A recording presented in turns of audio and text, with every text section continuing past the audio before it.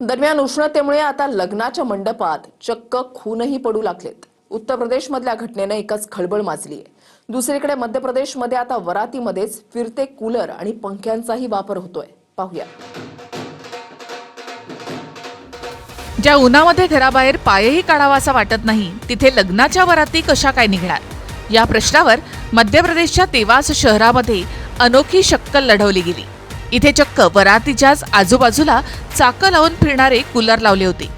कूलरच्या बाजूला देखील फॅन होते आणि नवरदेवाला उन्हाची झळ बसू नये म्हणून त्याच्या डोक्यावर एक फिरणारा मंडपही लावला गेला।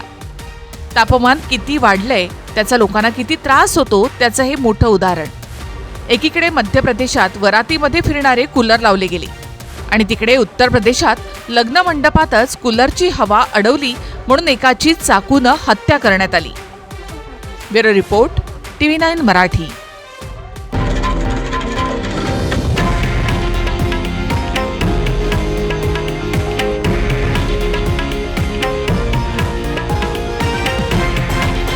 हे आहे देशातील नंबर 1 न्यूज नेटवर्क आणि आपण पाहत आहात TV9 मराठी, एकमेव।